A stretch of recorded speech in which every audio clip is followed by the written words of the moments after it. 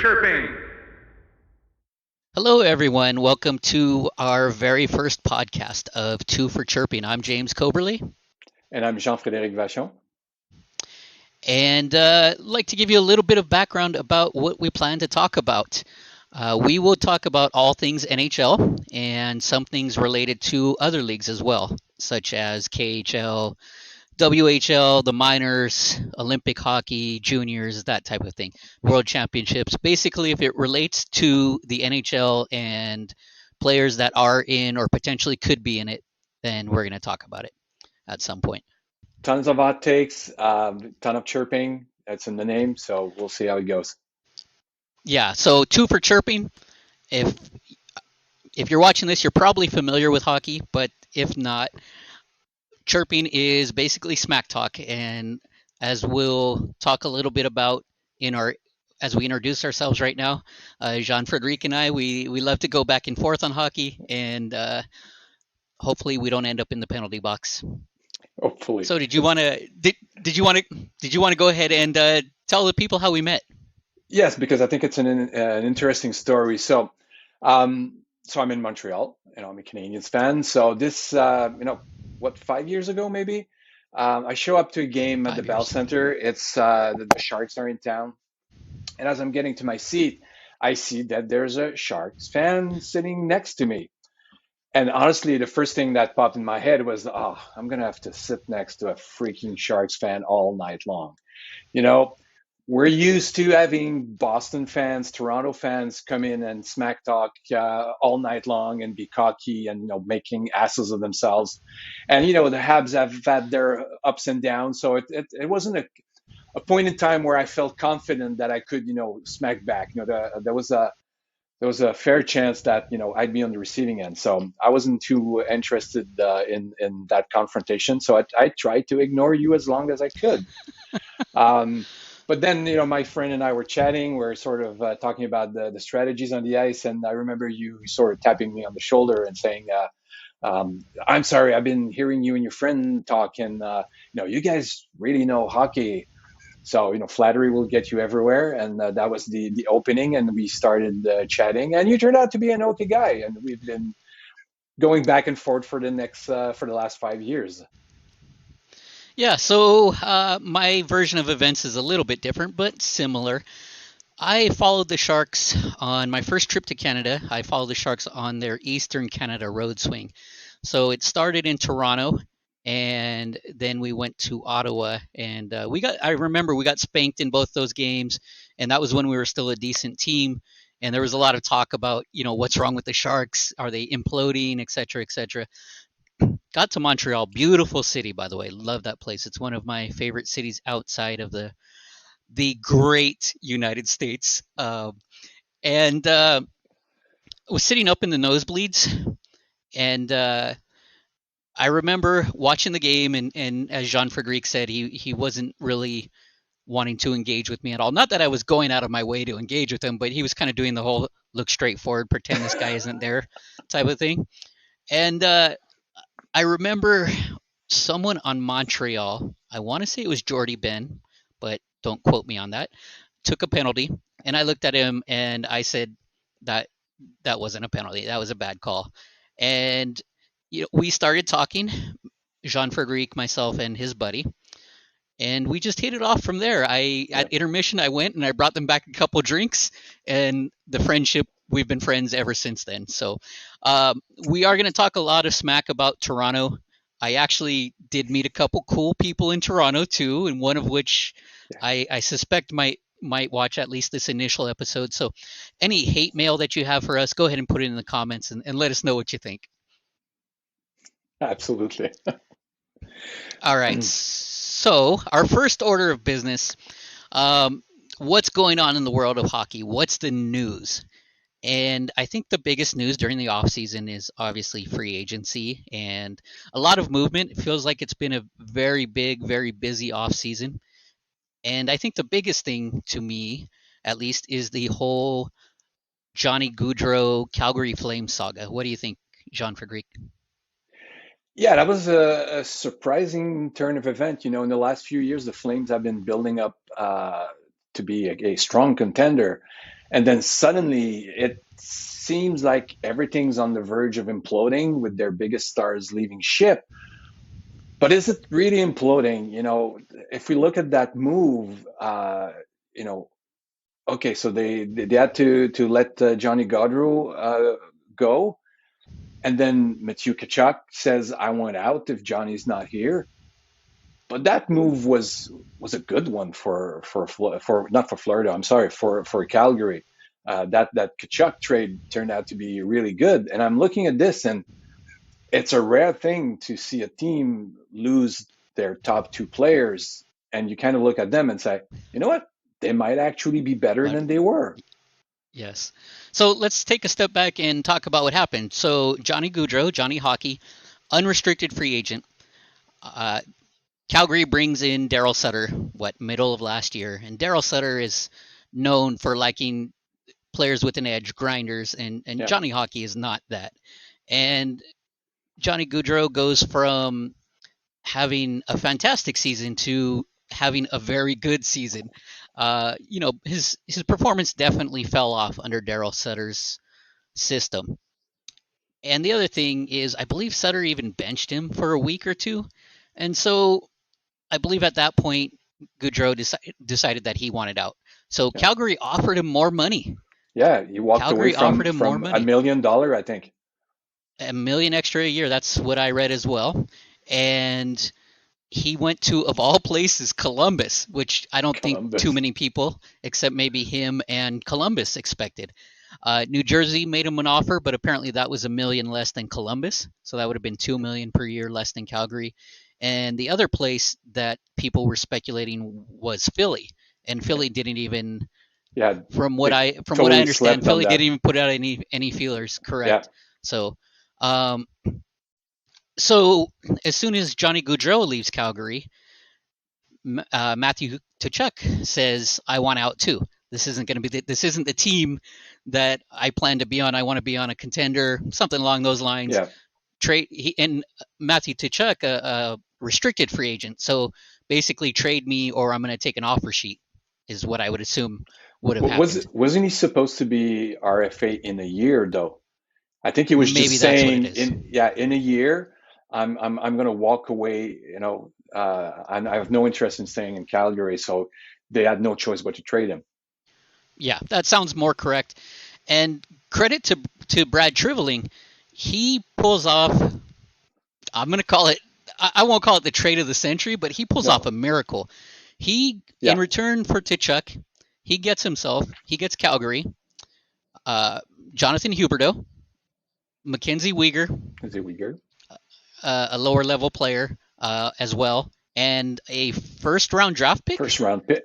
Yeah, Yeah, so he got a haul, and a lot of people I think underestimate Jonathan Huberdeau. Huberdeau, I was just reading this stat, over the last 5 years has more points than Austin Matthews. he Can you does. believe it? He Really? does. More Wow. points than Austin Matthews over the last 5 years. So not more goals, more points. Yeah. I guess the question for And them is how many points will he have in the next 5 years or even eight? right. And I absolutely think that's the thing as well. I think that Florida's thinking, okay, we're going to make our core younger, and it's a long-term play for Florida, whereas for Calgary, it's a more of a win now Yeah, play, and get rid of Tuchuk, who was going to leave anyway. So yeah. I think good for both sides. I think better for Calgary, but then they went and signed him to a questionable contract that, being a Sharks fan, I know these contracts well, and Yeah, Huberto's going to be what, 39 when his contract expires, and he's already tailing off. I mean, he's been great, but he's already tailing off. well, he's coming off what, a career year, and usually, at that age, if when you hit that career high, oftentimes it's only the only way you got to go is down Right. Yeah, it's very unusual to have consecutive career highs, and he at that is age. thir- yeah, and he's 32 now. Is that correct? I do not know. I'd have to look it up, So we'll say which I he's in will. his 30s. Okay. Well, while Jean-Frédéric's looking that up, I'm going to speculate that he's in his 30s. I want to say he's actually 31, not He's 32. he's actually 29. He's He just 29. turned Okay. 29. Yeah. So it's a little bit better than I thought, but it's still a questionable term on the contract. The back end of the contract is going to be tough for Calgary. Right, exactly. So, in addition, Calgary then trades Monahan, who really, he's injured, needs a fresh start, and also a pick to your Yeah, team, to Montreal. to the Habs for So future he, considerations. yeah, he wasn't traded. He was given away. Yeah, okay, sure. Yeah, given away for salary cap dump, Yeah.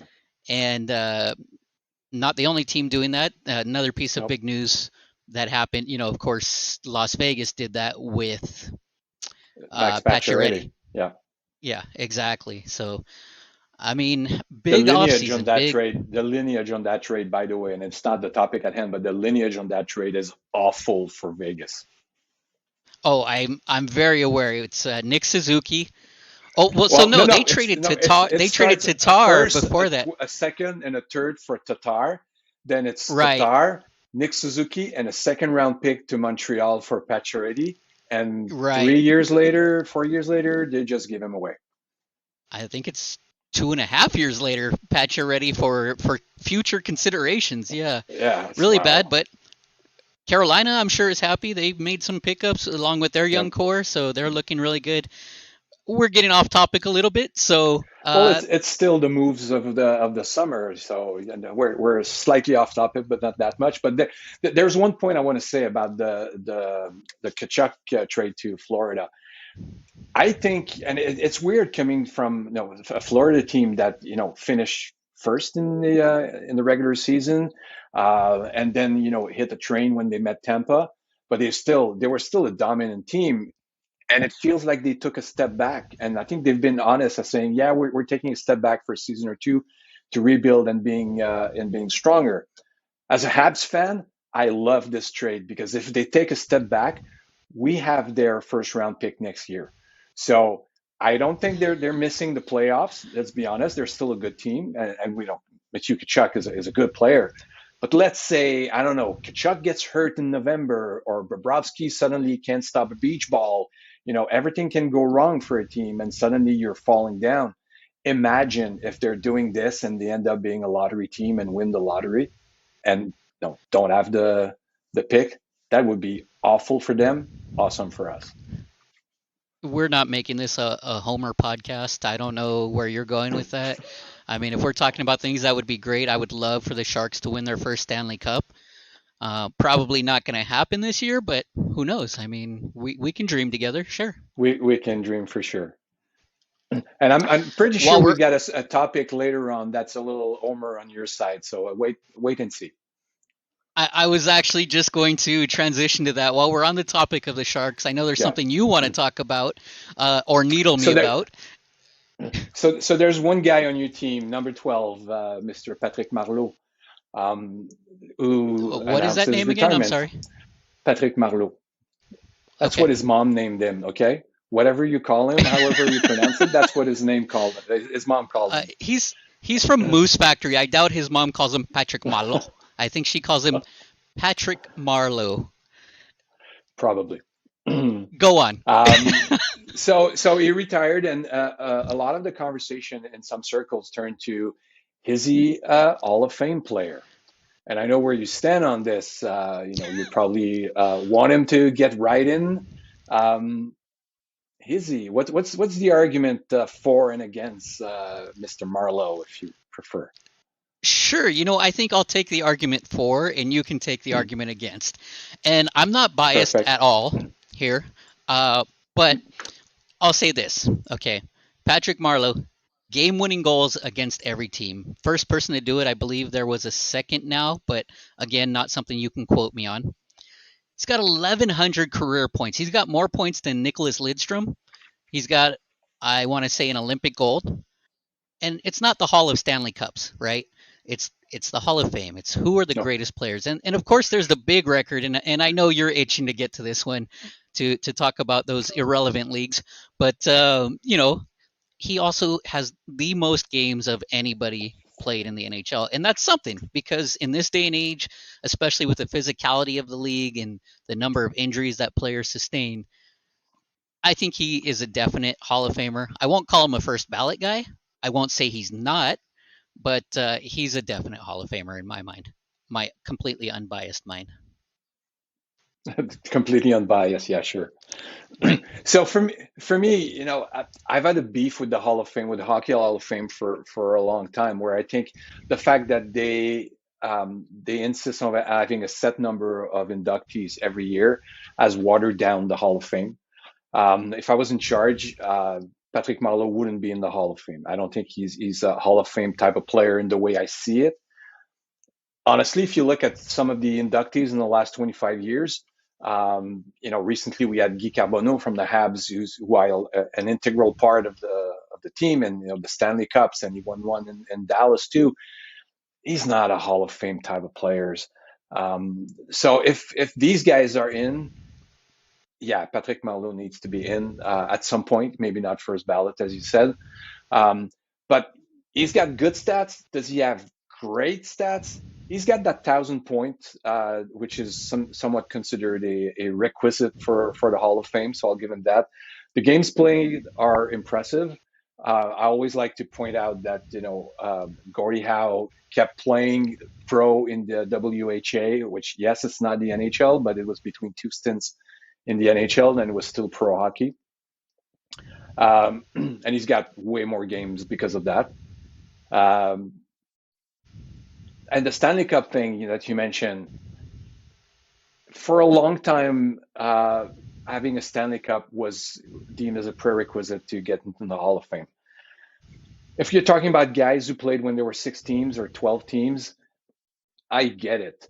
Now with 30, 32 teams, it's becoming difficult. There's going to be a lot of great players who never even get a chance to win a Stanley Cup, and I don't think it needs to be a requirement. So for me, in an ideal Hall of Fame, I don't think Patrick Marleau deserves to be in.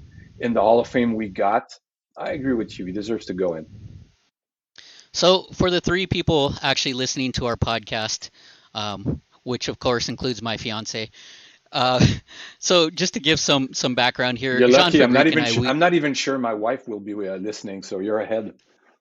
yeah, there you go. So for the people listening, Jean Frédéric and I, we go back and forth about these things offline as well, and he often brings up the whole thing about Gordie Howe. It's not Gordie Howe. Yeah, it's Gordie Is it Howe. Gordie Howe? Yeah, It's it's Gordie Gordie Howe. Howe. Wow, how do I not know that? Okay, Mr. Hockey. there goes my credibility right there. Yeah.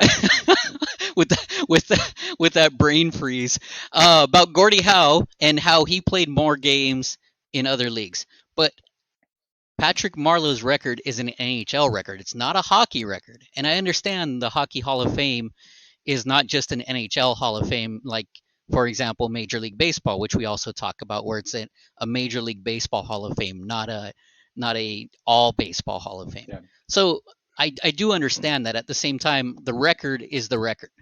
And so if you're talking about record games played in all of hockey, sure, Gordie Howe probably has that.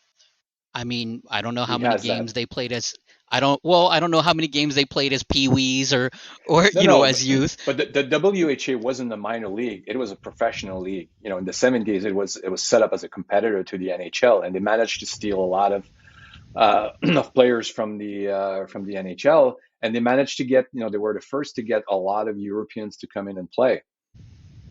So I have to defer to you on that one because I don't have the long tooth wisdom that you have. That's a I nice way actually of grew calling up you in old. Quebec City, so we had a team in the WHA. I actually saw Gordie Howe play in the WHA, and just to give you an idea of how old he was playing on a line with his two sons. Which you'll be doing soon. I only have one son, so But it's I okay. mean, I figure you'll be around long enough to have another one in play. So If I'm that old, maybe not, huh? you got a good point. I can't argue that one. And you are that old. So, all right. What do you think about Patrick Marleau making the Hall of Fame? Does he deserve it? Do you think that that most games isn't a big enough record? Do you think he needs the cup? What do you think? leave your comments and let Yeah. us know. As a parting thought, I'm going to say that that 1,779 games is still freaking impressive, especially these days with the long seasons, the very physical hockey being played. Hats off to Patrick Marleau. Absolutely. And there's one more topic that I believe we are going to discuss today, and that's which is the most. What team do? It's our hot take, Yeah, it's our hard which take. is what team do we think is going to be the most improved team? For me, as much as it pains me to say so, I think it's Ottawa.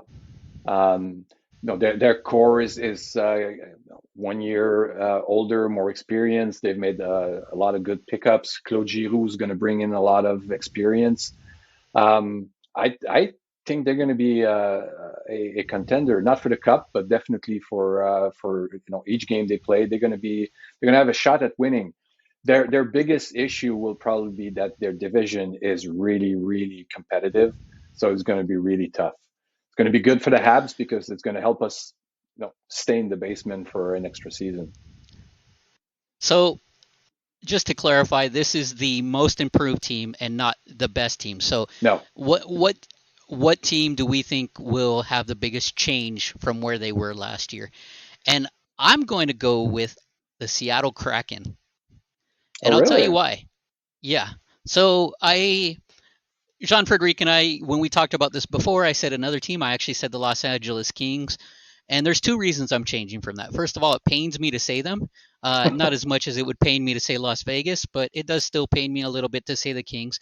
But also, I think that when they drafted, they didn't do what Vegas did. They didn't. Well, first No. of all, people learned from Vegas, I think, and how they were able to ream the other teams in that draft. And what Seattle did is they set up to develop their system, and it's a defensive first system. And on paper, you see the names, and okay, it's not so great. But they had a horrible season last year, so Yeah, really they have nowhere to go but up. And you think about Wright, you think yeah. about Beignets, uh, and you think about a lot of their core in just another year in the system. And I think that they're going to be fairly well improved. I don't know that they're not going to be the best team. I don't see them competing for the division title by any means. Probably not No. even a playoff spot, but I think they're going to be very improved from last year. And they're going to be able to play Shane Wright as much as they want, no pressure and no expectations, and be just go ahead, kid, and make mistakes if you have to. Just learn from them. I think it's that's actually a good choice. I think you did right Yeah, to change your choice. thank you. And I would say the only game where there will be pressure for Shane Wright is pressure that he's going to put on himself, and that's going to be against Yeah, you guys. yeah. And maybe another team passed on him as well. Well, he was picked fourth, so New Jersey So passed on him and Arizona passed on him.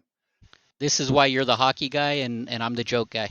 So there you go. Yeah. So I think he'll probably have some internal pressure against those three teams, and other than that, though, I absolutely agree. He can just go out there. He can learn at the NHL level without the pressure, and there's guys that have been able to do that have been fairly successful. So Yeah, yeah. It's a good point. We should note so that, that's and at the end of the season, try to measure which team had the biggest increase in points and see if we were right. oh, we're absolutely keeping score. I don't know why you would even think we're not. In fact, Of we're gonna course. this is something that I think we're gonna talk about live. I think that we keep a scorecard at the end of the year, and we recap our predictions, and we say Jean Frederic got these, James got these, and who won. I think we do that. I totally agree. Let's do that. There you go. And maybe we'll put some skin in the game too, but we'll discuss that offline. So Absolutely. all right. That's all I have to say. That's all I have to say too. So that's the end of our first episode of our podcast. If you like this, like the video, subscribe to the channel. We're going to try to make this into a weekly show. If you got topics that you'd like us to cover, drop them in the comments. Tell us what you thought of the episode, of the opinions. What do you think about Patrick Marleau in the Hall of Fame? Write it in the comment. Let us know what you think, and we'll see you guys next time. Thank you. Thank you.